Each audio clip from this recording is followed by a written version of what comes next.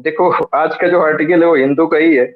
और इसका हेडिंग है अनरिफॉर्मेबल क्रिमिनल जस्टिस सिस्टम। इसका मतलब है कि हमारा जो क्रिमिनल जस्टिस सिस्टम है उसमें जितनी भी समस्याएं हैं, जितने भी प्रॉब्लम्स हैं, वो नहीं लगता है कि निकट भविष्य में ठीक होने वाला है। फिर भी राइटर काफी ज्यादा ऑप्टिमिस्टिक हैं और उन्होंने कुछ सजेस्टिव अप्रोच भी दे दिए हैं। वो कितना काम करेगा सजेस्टिव अप्रोच, ये आपके नॉलेज पे मैं छोड़ता हूँ। इसको पढ़ने के बाद शायद आप उस बात से इत्तेफाक रखेंगे। मैं तो इत्तेफाक नहीं रखता हूँ। तो ये जीएस पेपर 2 में आप इसको रिलेट कर सकते हैं। द हिंदू का आर्टिकल है। और क्रिमिनल जस्टिस सिस्टम में क्या क्या लूप होल्स हैं, इसके बारे में राइटर बहुत बखूबी से एग्जाम्पल के साथ उन्होंने पेश किया है। इंट्रोडक्शन में इस तरीके से कहा गया है कि जो हमारा इंस्टीट्यूशन है और जो फंक्शनरीज हैं, ये दोनों ही खराब है। क्रिमिनल जस्टिस सिस्टम की बात मैं कर रहा हूँ कि क्रिमिनल जस्टिस सिस्टम का जो इंस्टीट्यूशन है और जो उसके फंक्शनरीज हैं, दोनों ही खराब है। इंस्टीट्यूशंस की बात यदि करें तो जुडिशरी आता है उसमें, और फंक्शनरीज की बात करें तो उसमें पुलिसिंग आती है, मतलब पुलिस पुलिस पर्सनल आते हैं, इवन जज भी आ जाएंगे। तो इन दोनों में बहुत बड़ा लूप होल्स है। ऐसा राइटर बताते हैं कि इंस्टीट्यूशंस का मतलब certain rules and regulation which is formed by the certain authority, जैसे इंडिया का कॉन्स्टिट्यूशन है या जुडिशियरी है, तो उसमें तो प्रॉब्लम है ही। इसके साथ साथ उसको जो ग्राउंड लेवल पे प्रैक्टिकली जो ग्राउंड लेवल पे लेकर आ रहे हैं, उनके साथ भी प्रॉब्लम है। मतलब फंक्शनरीज में भी दिक्कत है, इंस्टीट्यूशंस में भी दिक्कत है। अब राइटर ये कहते हैं कि जिस तरीके से हमने कोविड-19 के साथ रहना सीख लिया है, इसी तरीके से हम इस लूप होल्स के साथ भी रहना सीख लिए हैं। क्लास 8 में मैं था, तो हम लोगों का हिंदी का एक किताब था। उस बुक में एक टॉपिक था, एक चैप्टर था, मुझे याद है अभी भी, उसका नाम था क्या निराश हुआ जाए। और उसमें एक लाइन लिखी थी जो मुझे आज भी याद है, और कम से कम 100 बार तो मैं बोल ही चुका हूँ। अलग अलग जगह पे क्लास में भी 10 बार तो बोला ही होगा। उसमें लाइन थी कि जिंदगी अगर तेरी लकीर पर ही चलती रहे तो वो अभी सीधी लगने लगती है। उस बुक की लाइन एग्जैक्टली वही था। जिंदगी अगर तेरी लकीर पर ही चलती रहे तो वो अभी सीधी लगने लगती है। यही कहानी यहाँ पे भी है। जिस तरीके से हम कोविड-19 के साथ जीना सीख लिए हैं या सीख रहे हैं ग्रेजुअली, ट्रायल एंड एरर के हिसाब से, इसी तरीके से क्रिमिनल जस्टिस सिस्टम में इतने लूप होल्स होने के बाद भी हम उसके साथ जीना सीख गए हैं। अब क्रिमिनल जस्टिस सिस्टम होता क्या है, तो ये राइटर यही बताते हैं कि क्राइम को प्रिवेंट करने के लिए, आरोपी को अरेस्ट करने के लिए, अरेस्ट करने के बाद उसको कोर्ट में ले जाने के लिए, कोर्ट के बाद उसको सजा सुनाई दिया जाता है तो जेल में उसको भेजने के लिए, जेल में उसको रिफॉर्म करने के लिए, ये सब चीजें हैं। एक और बहुत अच्छी चीज लिखा है कि प्रोफेसर एंड्रयू एसवर्थ, इन्होंने एक बात कही है कि अ just and coherent criminal justice system is unrealistic expectation of the people. कहने का मतलब कि आप ये उम्मीद करते हैं कि क्रिमिनल जस्टिस सिस्टम जस्ट हो और कोहेरेंट हो, मतलब एकदम आइडियल क्रिमिनल जस्टिस सिस्टम हो, तो ये एक तरह से पॉसिबल नहीं है। It is next to possible. ये अनरियलिस्टिक एक्सपेक्टेशन है पीपल का, ऐसा प्रोफेसर एंड्रयू एसवर्थ ने बताया है। अब राइटर मेन मुद्दे पे आते हैं, कहते हैं कि क्या क्या लूप होल्स हैं, क्या क्या प्रॉब्लम्स हैं आपके साथ। देखो, ये ऐसी कोई नई चीज नहीं है, मेरे हिसाब से सब लोगों को पता है। इसमें पहला ये पॉइंट लिखते हैं जो प्रॉब्लम्स है हमारे क्रिमिनल जस्टिस सिस्टम में, इसमें इन्होंने ये बोला है पेंडिंग ऑफ केसेस। अभी भी ऐसा स्टैटिस्टिक्स दे दिया है उन्होंने कि 4.4 करोड़ के आसपास केसेस अभी भी पेंडिंग है। और ऐसा अनुमान लगाया जा रहा है कि निकट भविष्य में इसका कोई समाधान नहीं निकलने वाला है। मतलब ये 10 दिन में, 20 दिन में, 100 साल में शायद ही ये 4.4 करोड़ का जो आपके पास आंकड़ा है वो गवर्नमेंट, सॉरी, जुडिशरी इसको सॉल्व करेगी। तो ये एक सबसे बड़ी प्रॉब्लम है कि 4.4 करोड़ जो केसेस हैं वो ऑलरेडी पेंडिंग है। तो कैसे आप उम्मीद कर सकते हो कि किसी को जस्टिस मिलेगा।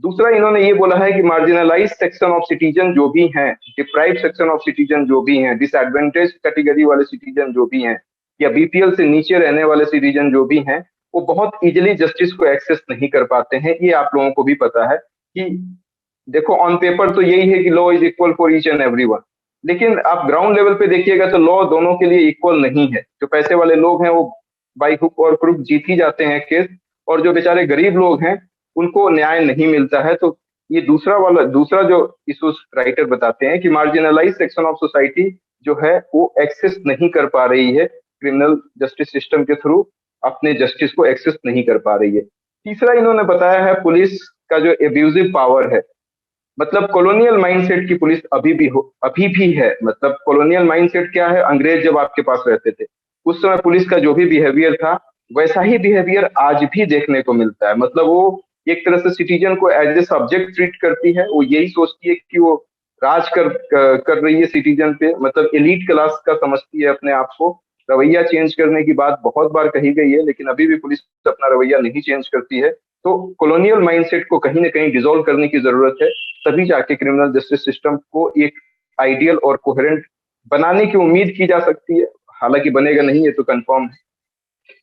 क्राइम प्रिवेंशन की बात करते हैं चौथे पॉइंट में। क्राइम प्रिवेंशन का मतलब ये हुआ कि हमारे देश में अभी भी ये कहते हैं कि जैसे रेप का केसेस कम करने का सीधा सीधा इन्होंने ये बता दिया है कि डिटेरेंस क्रिएट किया जाए, मतलब पनिशमेंट को और सख्त किया जाए।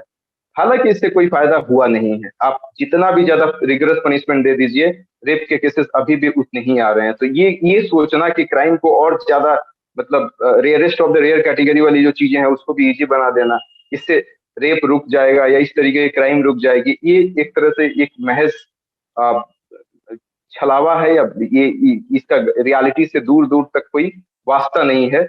यहाँ तक कह दिया है कि कम्युनिटी पुलिसिंग जो होती है उसका भी कोई ग्राउंड पे रिजल्ट नहीं आया है। और इसके बाद कस्टोडियल मेजर की बात की गई है कि पुलिस देखो जब अरेस्ट करती है ना, एक आर्टिकल में मुझे याद आ रहा है, अभी मैं आप लोगों को बताया था कि पुलिस जब अरेस्ट करती है तो उसको एक थप्पड़ मारे मारे बिना ये प्रूफ करना चाहिए कि वो बंदा आरोपी है या नहीं, मतलब वो दोषी है या नहीं है। लेकिन ऐसा पुलिस करती नहीं है। वो मतलब पुलिस जो है वो अरेस्ट करती है और इतना ज्यादा मारपीट करती है उसके साथ, जो अपराधी होता है या जो जिसको भी अरेस्ट करती है, कि कभी कभी वो बेचारा डर से कबूल कर लेता है कि हाँ हमने क्राइम किया है, क्योंकि क्राइम किया है यदि हमने कबूल कर लिया तो ये मारना छोड़ देंगे। और लास्ट में वो क्या बोलते हैं, कोर्ट के थ्रू बच जाता है, क्योंकि वो आरोपी जो है वो दोषी नहीं होता है। तो पुलिस को भी ये चेंज करने की जरूरत है कि कस्टोडियल मेजर जो है, बिना एक थप्पड़ मारे हुए आप प्रूफ करिए कि ये सच में आरोपी है या नहीं, सच में दोषी है या नहीं, सच में कन्विक्ट है या नहीं। तो ये चीज है। इसके साथ साथ इन्होंने प्रिजन के बारे में एक और बात की है कि जेल जो है वो ओवर क्राउडिंग है। जितने लोगों का इंटेक होना चाहिए एक्चुअलिटी में उससे कहीं ज्यादा होता है। मैंने एक बहुत अच्छी आर्टिकल पर बताया था, आई थिंक एक साल पहले, जिसमें ये था कि कोविड-19 में जो प्रोटोकॉल होता है कि 2 गज की दूरी, मास्क है जरूरी, इस तरीके से कुछ भी वो फॉलो नहीं कर रहे थे कैदी के साथ। और उनका ये आर्गुमेंट था कि जाने तो मर जाएंगे तो क्या हो गया, दोषी ही तो है। दोषी कैसे हैं भाई, आपको प्रूफ ही नहीं हुआ है कि वो दोषी है। अभी तो मामला ये कोर्ट में लंबित है, वो मामला चल रहा है। हो सकता है कि वहां से निर्दोष निकल जाए, और निर्दोष निकल जाएंगे तब तो आप समझ रहे हैं कि यदि किसी की डेथ हो जाती है तो डबल जीओ पार्टी हो जाएगा कि उसको कोविड भी हो गया, उसकी डेथ भी हो गई, और बाद में बेचारा वो बाइज्जत बरी हो रहा है। तो ये चीज है कि ओवर क्राउडिंग की जरूरत नहीं है, मतलब ओवर क्राउडिंग को कम किया जाए। इसके साथ साथ सुप्रीम कोर्ट ने एक बहुत साफ साफ लहजे में बात कहा है कि बेल काफी नॉर्मल होना चाहिए, किसी को बेल बहुत इजीली मिलना चाहिए, और जो अरेस्ट है वो जरूरत के हिसाब से ही होना चाहिए। लेकिन इसको अभी भी कोई कंप्लाई नहीं करता है। लास्ट में राइटर ये बताते हैं, एनसीआरबी का जो डेटा है, नेशनल क्राइम रिकॉर्ड ब्यूरो का, तो इसका जो डेटा है उसका जो मैकेनिज्म है और प्रिंसिपल है उसमें बहुत कमियां हैं, बहुत सारे लूप होल्स हैं। जिस तरीके से ये डेटा इकट्ठा किया जाता है उसमें बहुत सारे लूप होल्स हैं, उसके मैकेनिज्म में, उसके प्रिंसिपल में। मतलब कोई भी reliable state sponsored data collection नहीं है। तो राइटर बोलते हैं कि इसमें भी इम्प्रूव करने की जरूरत है। अब लास्ट में ये बोलते हैं कि देखो ये कोई नई प्रॉब्लम नहीं है, ऐसा तो हमेशा होते आया है जितनी चीजें बताई गई है। तो कोई ना कोई इनोवेशन लाने की जरूरत है।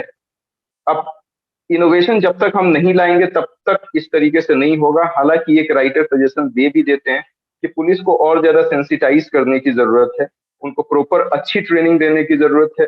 यदि अच्छी ट्रेनिंग देने के बाद भी उनका बिहेवियर जनता के साथ गलत होता है तो उन पे पेनाल्टी लगाया जा सकता है। या फिर ये देखने की जरूरत है कि ट्रेनिंग में कहीं कोई कमी तो नहीं है, या फिर उनकी सैलरी कम तो नहीं है। सैलरी कम है तो उसकी सैलरी ज्यादा करो। लेकिन कहीं ना कहीं कोई इनोवेटिव तरीका हमें डिवाइस करने की जरूरत है, तभी जाके ये क्रिमिनल जस्टिस सिस्टम है उसको हम आइडियल बना सकते हैं, उसको हम कोहेरेंट बना सकते हैं। आर्टिकल यहीं पे